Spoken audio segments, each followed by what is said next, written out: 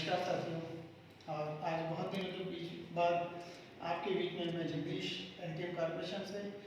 और आज 21 अप्रैल है और आज हम लोगों ने ऑफिस ओपन करा है अपना। और ओपन करने के बाद आज आपसे रूबरू होते हुए एनटीएम कॉर्पोरेशन की जो मार्केटिंग प्लान की विशेषताएं हैं वो आज आपके बीच में मैं शेयर करूँगा, क्योंकि मार्केट में बहुत सारी कंपनी हैं जिनके बड़े बड़े प्रोफाइल्स हैं और कंपनी मार्केट में रन कर रही हैं। जब आप फील्ड्स में जाते हो कोई आपको प्रोफाइल लेकर बोलता है या प्रोडक्ट के बारे में बोलता है या तरह तरह की बातें करके आपके माइंड को निगेटिव करना चाहता है। तो आज हम जो बात करेंगे आपके बीच में, ये बहुत इंपॉर्टेंट है, महत्वपूर्ण मैसेज है कि हमारे एनटीएम कॉर्पोरेशन की जो विशेषताएं हैं वो हमें क्यों विशेष बनाती हैं। दुनिया भर में बहुत सारी कंपनियां रन कर रही हैं, पर ऐसे में हम जब उनके सामने बैठते हैं उनके मार्केटिंग प्लान के साथ कंपेयर करने, तो आज हमें ये पता होना चाहिए कि एनटीएम कॉर्पोरेशन में ऐसी क्या विशेषताएं हैं जो हमें दुनिया में सबसे सर्वश्रेष्ठ बनाती हैं यहाँ पर। तो उन्हीं के बीच में आप जब इनके बारे में डिस्कस करेंगे तो आपको लगेगा कि वास्तव में ये हमारा जो प्लान है वो सबसे उत्तम प्लान और बेस्ट प्लान है। तो आगे मैं आपसे फिर टॉपिक में बात करता हूँ। तो जो प्लान की अपनी विशेषता है, देखिए सबसे पहले आप देख रहे हैं इस कंपनी के अंदर आरओआई सिस्टम नहीं है। मार्केट में बहुत सारी कंपनियां हैं जो आरओआई के नाम पर चली और जिन्होंने एक नहीं 100 नहीं 10 हज़ार लोगों को करोड़पति बनाया और वहाँ पर लालच में लोग चले तो गए पैसा कमाने। और उनमें से काफ़ी ऐसे लोग हैं जो आज जेल में हैं। उनमें से बहुत सारे लोग ऐसे हैं दुनिया में जो कहीं ना कहीं अपनी आज घर के परिवार की रोजी रोटी चलाने के लिए बहुत परेशान है, बच्चों को पढ़ा लिखा नहीं पा रहे हैं। तो हमें बहुत जल्द सक्सेस के चक्कर में हम ऐसी गलत कंपनियों में चले जाते हैं। तो यहाँ पर एनटीएम कॉर्पोरेशन ने कोई भी आरओआई प्लान नहीं लेकर आई है। सेकंड चीज़ है बाइंडिंग प्लान। बाइंडिंग प्लान का इतिहास में उठा के देखता हूँ, अगर पिछले नेटवर्क मार्केटिंग जब से मैंने देखा है तो आप देखना टॉप अगर 100 कंपनीज की अगर बात आती है गिनती की, तो आप देख सकते हैं जितनी भी टॉप 100 कंपनी आज काम कर रही हैं वो बाइंडिंग प्लान में नहीं है। तो कहीं ना कहीं वो कंपनियां जो काम कर रही हैं वो जनरेशन प्लान के ऊपर वर्क कर रही हैं। बाइंडिंग प्लान में एक चीज़ तो होती है सपोर्ट्स मिल जाती है, लेकिन बाइंडिंग प्लान में जब आप दूसरी लाइफ में बिजनेस करेंगे उससे पहले का सारा बिजनेस जो होता है आपको बिल्कुल नील पड़ा रहता है। कहीं ना कहीं आप मेहनत कर रहे हैं और आपकी साइड मेंटेन नहीं हो पाती, दूसरी तो उतना बेनिफिट्स आपको नहीं मिल पाता है। तो कुछ कंपनियां हैं मार्केट के अंदर जो बाइंडिंग प्लान पे काम कर रही हैं, लेकिन इतिहास में बड़ा वही कंपनियां कर रही हैं जो जनरेशन प्लान पे काम कर रही हैं। अब मैं बात करता हूँ यहाँ पर आपका पीवीपी मेंटेन का। अभी तक जितने भी कंपनियों के अंदर मैंने देखा है, चाहे वो एमबे कंपनी है या आप बात करें बहुत सारी कंपनी की, वेस्टेज हो गई, मोदी केयर है या आपकी बहुत सारी कंपनियां हैं, कितने नाम लिए जाएंगे। तो उनमें कहीं ना कहीं आपके सामने एक कंडीशन होती है, आप बिजनेस तो करते हैं लेकिन वो लोग ये कहते हैं कि आपका 1 लाख से बिजनेस बड़ा हो रहा है तो दूसरी या 3 या 4 या 5 लाख से आपको बिजनेस को मेंटेन करना है। अगर आपका सिंगल लाख में बड़ा बिजनेस हो जा रहा है, अगर उन लाख से आपका बिजनेस मेंटेन नहीं हो रहा है तो इनके से आपको पेमेंट्स नहीं आता। ये बहुत बड़ा चैलेंज है डायरेक्ट सेलिंग इंडस्ट्रीज के अंदर किसी भी साइट को मेंटेन करना। और जब ये साइट मेंटेन नहीं हो पाती हैं तो ऑटोमेटिकली लोग बिजनेस से क्विट करके निकल जाते हैं। उसके बाद मैं बात करता हूँ टाइम लिमिट। साइट मेंटेन कराने के लिए उसमें देते हैं, कोई मंथली टाइम देता है, कोई वीकली टाइम देता है, किसी में मंथली टाइम देते हैं कि मंथ में आपको इस मंथ में इतना बिजनेस करके मेंटेन करना है। अगर वो मंथ आपका निकल गया, कोई बिजनेस यदि मेंटेन नहीं हुआ तो बिजनेस वो लैप्स हो जाता है, उसका बेनिफिट आपके सीनियर को पहुंच जाता है, वो भी नहीं कर पाता है तो उसके ऊपर सीनियर को पहुंच जाता है। उसके बाद कहता है नो रिक्वायरमेंट मंथली कंडीशंस। यहाँ पर कोई भी मंथली, मैंने आप जैसे कि आपको बताया बहुत सारी कंपनियां हैं जो कह रही हैं अगर आपका बिजनेस यहाँ हो गया तो इस मंथ के अंदर आपको इतना बिजनेस करना ही करना है। अगर आपको वहाँ पर कार फंड भी लेना है या ट्रैवल फंड लेना है या हाउस फंड या कुछ भी लेना है तो वहाँ क्या करना पड़ता है कि आपको मंथली बिजनेस रिक्वायरमेंट की कंडीशंस बनी रहती है। अदरवाइज अगर आप वो नहीं करेंगे तो वो चीज़ें नहीं होती है। लेकिन यहाँ पर मंथली रिक्वायरमेंट कोई बिजनेस ऐसा है ही नहीं। थर्ड हम बात करते हैं मैचिंग। तो जैसे मैंने आपको बता चुका हूँ कि कंपनी कहती है अगर आपका बिजनेस लेफ्ट में जो हुआ राइट में उतना होना चाहिए, अगर लेफ्ट राइट में ज़्यादा कम हो जाता है तो उसको लेफ्ट कर देते हैं, उसकी मैचिंग बनाकर वो दे देते हैं। तो कुछ हिडन चीज़ें होती हैं जो नए लोग होते हैं उनको ये पता नहीं होती मैचिंग में ये ऐसे खेल होते हैं। बात करते हैं वीकली पे आउट की। कई कंपनी मंथली पे आउट देते हैं लेकिन एनटीएम कॉर्पोरेशन आपको देती है वीकली पे आउट। यानी वीकली पे आउट में 1 तारीख से लेकर 6 तारीख तक जो भी आपका बिजनेस होगा वो क्लोज होगा, उसका 7 तारीख को आपका वैलेट में पे आउट शो हो जाएगा। और यदि आप सुरक्षा चाहते हैं कि हमारा अकाउंट में पहुंचा पैसा, तो 7 तारीख से लेकर 10 तारीख तक आप इसको अपना ट्रांसफ़र कर सकते हैं। कंडीशंस है कि आप उसको वहाँ पर अपना रिक्वायरमेंट डाल दीजिए और ये पैसा जो 14 की क्लोजिंग आएगी उसमें आपके अकाउंट में कंपनी ट्रांसफ़र कर देती है। ठीक है। 1.1 आईडी गवर्नमेंट से रूल्स हैं कि एक व्यक्ति की एक ही आइडेंटिफाई होती है, वो कहीं से भी अमेजोन से ले कहीं से भी ले, वो आइडेंटिफाई अपने आप को अकेला कर सकता है। बैंक में भी जाएंगे तो आपने देखेंगे बैंक में भी सब रूल्स है कि बैंक में आप खाते 10 खुला लीजिए, पैन कार्ड आपका एक ही होगा, ये आइडेंटिफाई आपकी एक ही होगी। जब एलटीएम कॉर्पोरेशन में आप कोई भी सामान ले रहे हैं तो आप XYZ कोई भी हो सकते हैं, बट एक ही व्यक्ति हो सकते हैं। तो एक ही व्यक्ति को हम सामान देते हैं यहाँ पर, या जो भी हमारा DSC बनता है उसके लिए एक होता है। तो यहाँ पर कोई ऐसा सिस्टम नहीं कि 10-15 उसकी आईडी लगवा जाए, उससे पैसे का इन्वेस्टमेंट लिया। 1.1 आईडी के गवर्नमेंट से रूल्स में हम लोग पूरा वर्क कर रहे हैं। 5% TDS है और 5% सर्विस चार्ज है। और जो लोग अपना पैन कार्ड वगैरह फिल नहीं करते उनका 20% डिडक्शन है। और जैसे ही वो पैन कार्ड उनका फिल हो जाता है साइट में तो उनका 5% डिडक्शन होता है। और हमारी ये कंपनी जो है कि एवरी 3 मंथ्स में उसको TDS को डिपॉजिट करती है। फॉर्म 16 पे आपको फीचर में मिल जाएगा। फिर बात करते हैं डायरेक्ट इनकम की बात। आप किसी भी कंपनी में काम कर रहे हैं, आप डायरेक्ट लगाएंगे, उसके बाद टीम डायरेक्ट लगती है। मैक्सिमम जो कंपनी होती है उनमें क्या करा गया है कि एक लेवल दे दिया है 5%, 10%, 15%, 20%। तो अगर सेम आपके लेवल पर कोई व्यक्ति आ जाता है तो उस लेवल से आपको इनकम नहीं आती। लेकिन हमारे यहाँ जितने भी व्यक्ति चाहे अपने फ्रंट में डायरेक्ट लगा दीजिए। और सबसे बड़ी विशेषता बात है, और बाइंडिंग जो प्लान की कंपनी है वो आपको 10%, 20%, 30% तो डायरेक्ट दे सकती हैं, लेकिन वो लाइफ टाइम नहीं देगी।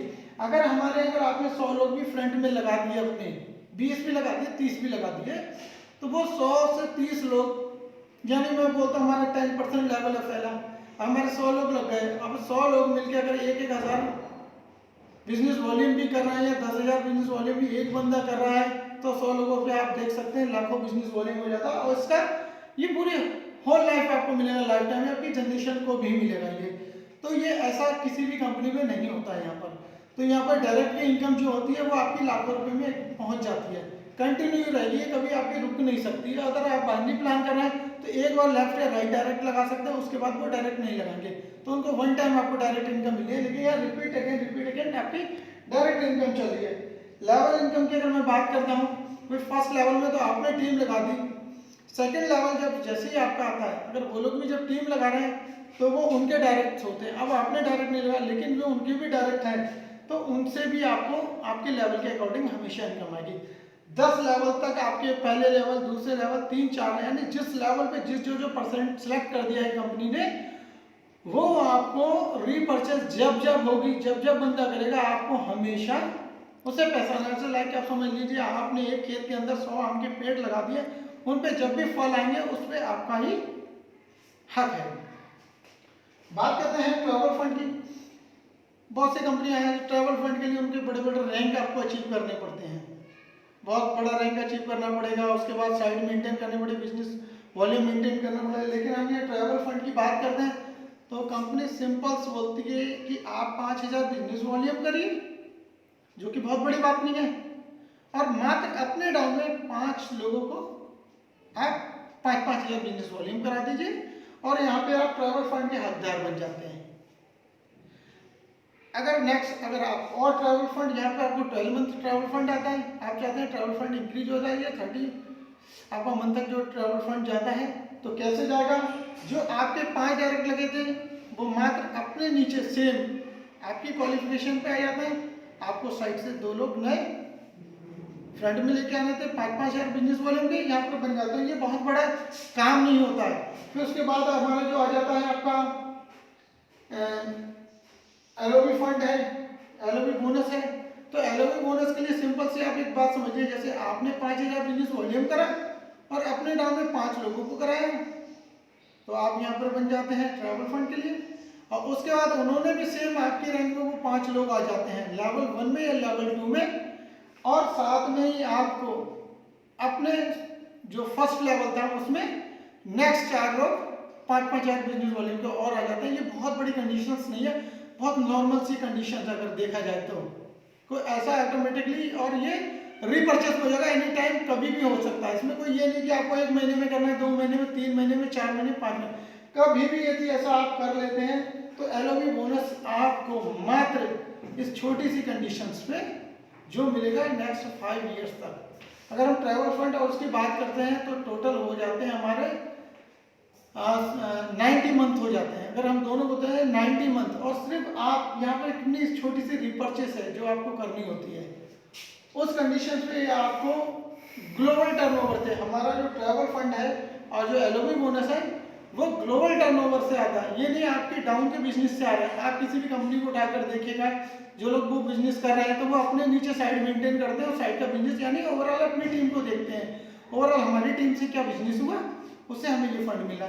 लेकिन एलटीएफ कॉर्पोरेशन क्या होता है कि ट्रैवल फंड और एलओवी बोनस ये पूरा ग्लोबल है, यानी एंटायर जो कंपनी का बिजनेस होगा, एंटायर बिजनेस को कंपनी कैलकुलेट करेगी, इक्वली डिवाइडेड आपको करके यहाँ पर दे देती है आपके रैंक के अकॉर्डिंग।